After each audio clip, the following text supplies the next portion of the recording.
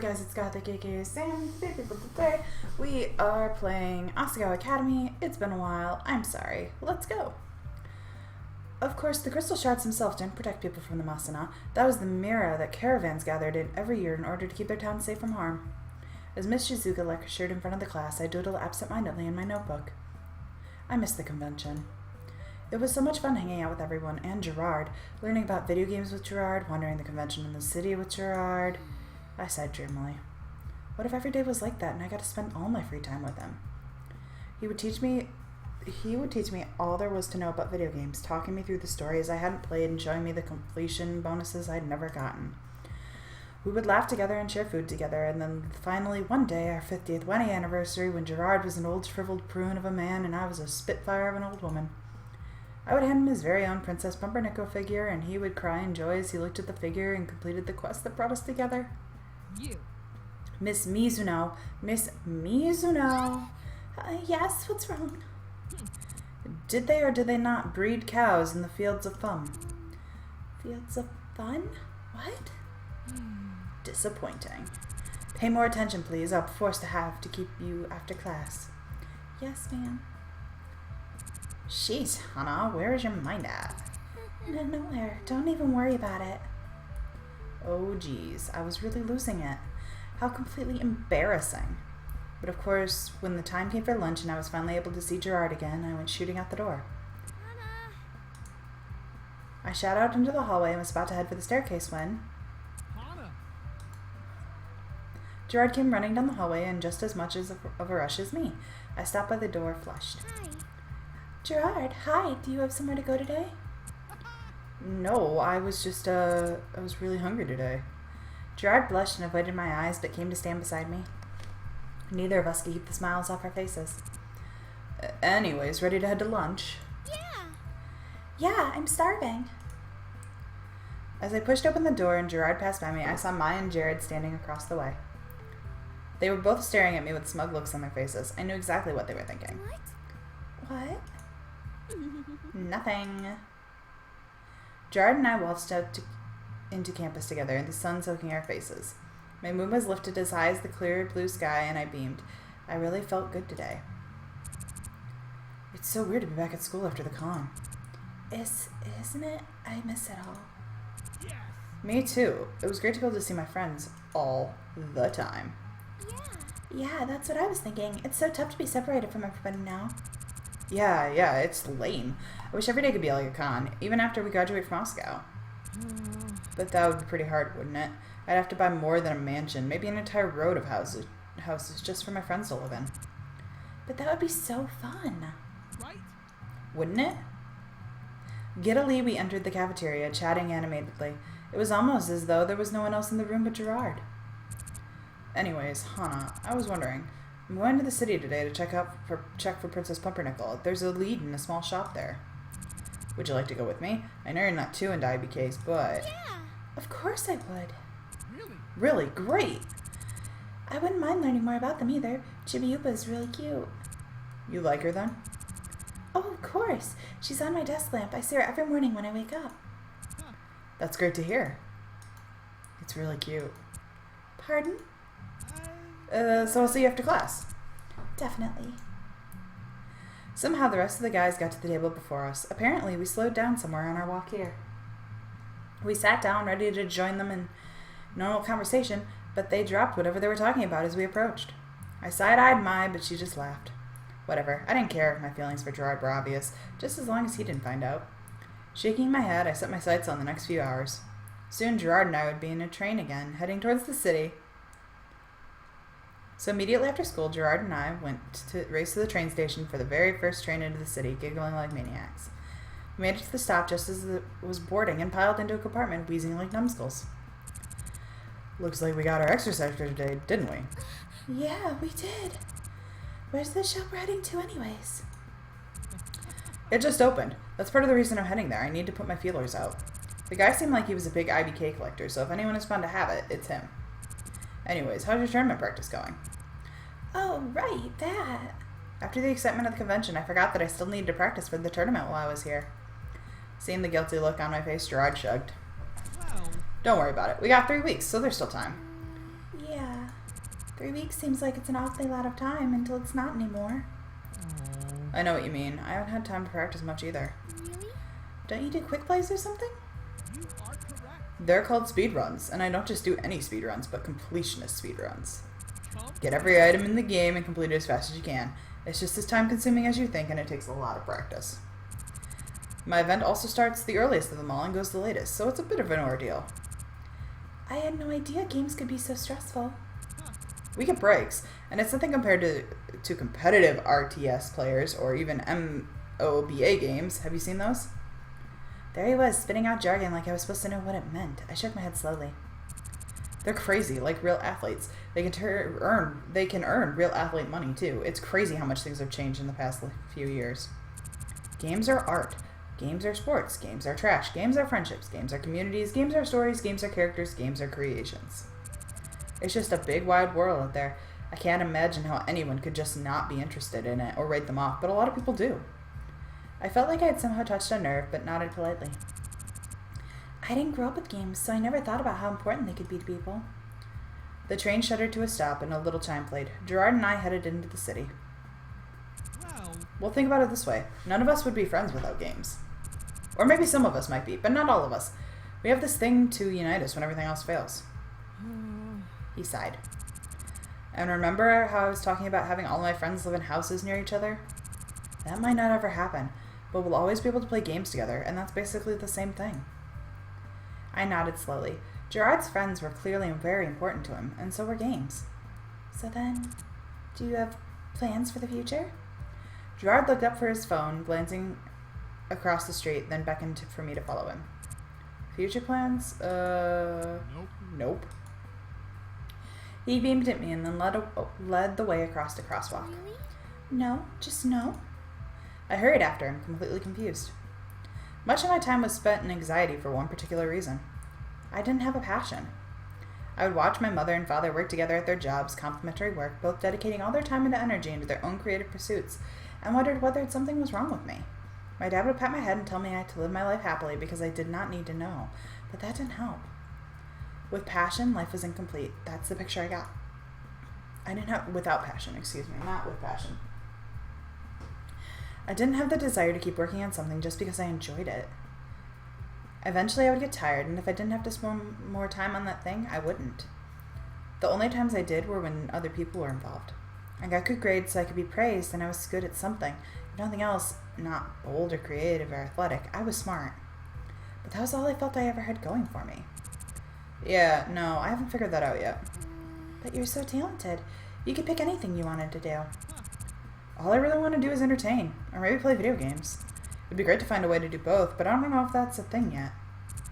Maybe I'll find something, though. Or I can create my own thing. He laughed heartily. I'm sure it will work itself out. Jirard. Rather than inspire me, for the first time, Jirard's positive attitude grated my nerves. Things aren't always as easy as that, though. You need to survive. You can't just not pick a field because you haven't figured it out. You can't just create your own job. Why not? There are bills to pay. Jirard looked at me quizzically, and I stopped myself. Right. He probably wouldn't understand what it was like to not worry about where your next paycheck came from. These people, all of them, came from wealthy families. They didn't have the same problems I did. Never mind. All right. Well, here we are. Jirard pointed to a small shop with an open sign in the window. It didn't even have a title over its entryway yet. A paper hung from the door with Jaeger's Finds in simple black Sharpie. After you. Jirard and I stepped into the shop. It was small, cramped, and somewhat dingy. Rows of wire racks stood across the room every few feet.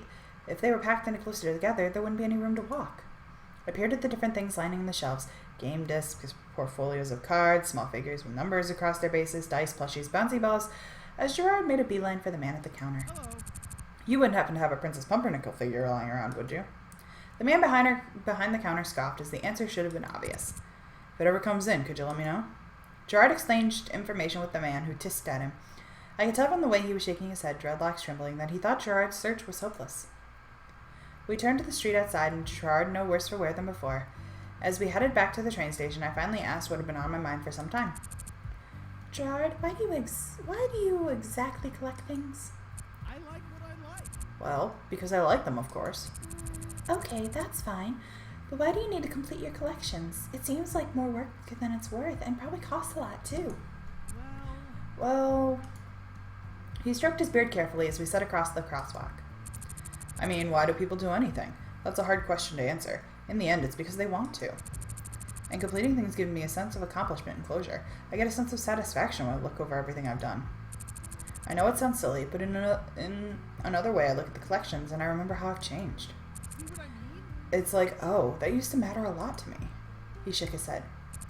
I don't know, have you ever collected something? Yeah, but never on purpose. Really? Really? Never? Someone just gave you all the things you collected and you never bought anything for yourself? Nope, nah. I stopped mid-sentence. There was the shop window to my right, a craft shop with lovely patterned papers and yarns. Hana. Hana, you okay? What? I blinked. I'd stopped in the middle of the road. A man walking past scoffed at me, annoyed that I was in his way. I stuck my tongue out at his back. The paper here is really pretty, that's all. You like origami? Yeah. Oh yeah, my parents are really creative and they taught me how to fold things. I got really good at it after, around the time my mom passed. I haven't done it much since then though. Hey. You should do it more often, it seems like you like it. No, that's okay. Come on, we're going to miss the train. As we sat in our compartment on the way back to Asagao, I couldn't help but review the conversation in my mind. I understood it was just the way Jirard was, but it didn't seem like a good enough reason for all the effort he was going through. It was a figure, after all. It wouldn't give him lasting happiness or anything. Gerard was staring out the window, a troubled look on his face. You know, thinking about it more. At this point, I might do it more because of it's who I am than anything else. Do what? Collect things. It's fun, it's a part of me now, and it's a part of me by now. It gives me a quest to go after and something to define myself by, right? Exactly. I'm dedicated and disciplined and persistent. If I work hard enough, I'm rewarded for it. I like that feeling. It feels like I can impact things. I think that's something that everyone needs in their life. Impact things? Gerard nodded. Don't you have something like that? By the time we got back to campus, night had fallen. We jogged for the entrance and Gerard escorted me back to Primrose House. Thanks. Thanks for coming with me, Hana. No, thank you. It was fun to spend time with you again. I'm sorry you didn't find Pumpernickel. Gerard shrugged. That's okay. It gives me something to look forward to. He pumped a fist in the air. Finish it. Someday I shall prevail. See you later. Anyways, I'll see you later. Bye. Bye, Hana. Have a good night. I headed for my dorm room, a resolution formed in my mind. If Gerard was going to find Princess Pumpernickel, he'd need more than just his eyes looking for them. Tomorrow, I would find Princess Pumpernickel. And that's how I found myself riding the train after school the next day, not even taking the time to change. If there was a way I could find Gerard's elusive Princess Pumpernickel and then I could present it to him, I wanted to make him happy, and if he was happy, I would be happy too. I wandered the city aimlessly, watching people float by me with a sinking feeling. Where was I even supposed to find it? I wanted to check out some of the shops, maybe junk and antique shops and the collections of old nerdy stores run by people who were just as big of fans as Gerard was. I'd run really willy-nilly into the city without a plan to my name. With a sigh, I pulled out my phone and typed IBK figures into the search engine. Oh, there was one a few feet away. I zoomed into the map, trying to figure out where the hell I was in relation to the directions it was giving. It seemed to be on the other side of the block, but which way was I supposed to go? I glanced up around me and then came to a full stop. There was an alley just to my right, and through it I could see the orange and purple sign of Nell's Electronics and Etc. Awesome! I started into the alley. What a convenient shortcut. I navigated the city. I hated navigating cities more than anything, as much as I liked the cities themselves. I wasn't familiar enough with them, so they were incredibly daunting, especially the way people brushed past you like they didn't care at all. But as I reached the middle of the alley, a looming figure stepped out in front of me. Why, hello there, miss. A man with a mile-long pompadour stepped out to block my path into the store, twirling a chain with something glinting on its end. My eyes followed the glinting thing, trying to catch a glimpse of what it was, and noting this, he brought it to a standstill. My heart stopped. It was a knife. That's a real nice backpack you got there. Came from a rich family, do you? I backed away slowly, clutching my backpack to my chest with both hands. My entire month's allowance was inside of it. Without it, how was I supposed to eat? The robber sneered. I don't suppose you'd want to let me have a look at the inside of that, eh? Maybe you want to give it to me? No! No. I turned around and started to run, but I didn't get far. A sharp jolt of pain shot through my ankle and I cried out. I fell face first into the ground, biting my lip as I fell. Ow. The iron taste of blood tickled my tongue, and I spat it to the side. I tried to stand, but the pain made me fall back to the ground. The robber walked casually up to me. Easy as taking candy from a baby. He held the knife in one hand, reaching out to me with the other. I scooted away as quickly as I could, eventually running into the wall. There was nowhere left to go, and the knife kept coming closer. Tears in my eyes, I flung my arms over my head. Jirard, help! LOL. Well, what's going on here? And Jirard was there. I wish that's how it worked. Like, I summoned the Jirard! Nope, Jirard's not in my room, guys. It didn't work. I lowered my arms, completely flabbergasted. Jirard stood in the alleyway, a semi-pleasant look on his face as if he were greeting an old friend instead of confronting an armed robber. You. Hey. Baggy, so we meet again. The robber, Baggy, stepped away from me, holding the knife towards Jirard. They seemed to know each other somehow. Jirard stepped between me and Baggy, a dangerous glint in his eye. I quickly scooted behind him. Jirard. If you wouldn't mind laying off Hana, that'd be great. I doubt you'd like Mistress Velita to hear about this. You wouldn't dare! I'd slit your throat before you got the chance. Jirard pulled his cell phone out of his pocket, already open in his palm. He turned the screen towards Baggy, thumb hovering over the send button. Would you? Baggy glanced around himself, trying to figure out some way to escape. He finally looked back at Jirard, rage practically shooting off of him. You haven't heard the last of me, Jirard. Someday I will have my revenge! Yeah, whatever. Yeah, tell it to your mother. And make sure to tell her hi. I will, she says hi back. Nice. Baggy pocketed his knife and wandered out of the alley, heading to who knows where. Jirard watched him until he was out of sight, then bent down next to me. Hana. Are you okay? What are you doing all the way out here and in an alley by yourself? How did you know that man? Me and the bagger used to go to school together. Such a card, that one. Card? But are you okay? Tears filled my eyes, and I was so relieved to see him. The impact of what had just happened was finally hitting me, and my throat tightened until I couldn't reply. Jirard's gaze traveled from my face to my hands, clasped tightly around my ankle. Hold the phone. Wait, are you hurt?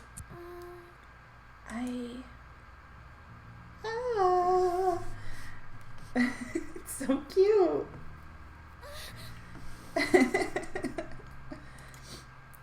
Jirard swept me up into his arms as if he were carrying a princess. He smiled at me, readjusting his grip. I put my arms around his neck, instinctively trying to make it easier for him.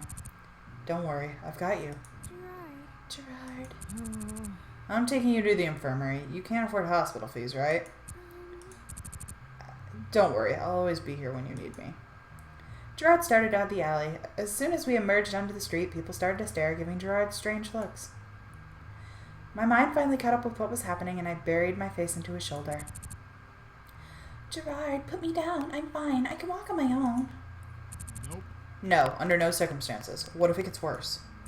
Besides, you were hardly heavy at all. He said so, though I could feel his shoulders straining underneath me. I no longer slung the people around me. All I felt were Jirard's arms and the steady bobbing motion of his walk. It was comforting and steady, and I finally realized what could possibly have happened if Jirard had not been there. Then I started to sob, unable to hold it in any longer. Jirard, I was so scared. Jirard patted me as gently as he could from the way he was awkwardly holding me. Well, you don't need to be anymore. I'm here for you. Jirard's shoulder muffled my sobs, and I didn't pull away from him until we got back to Asagao. Creeps, though. Do I want to continue? I should stop. I know Creeps is coming. Bye. Thank you guys so much for watching. If you like what you see, please leave a like, comment down below, and I will see you in the next episode. The next episode will be on Thursday. I promise I'm back to my regular uploading. Yeehaw. So I'll see you then. Bye!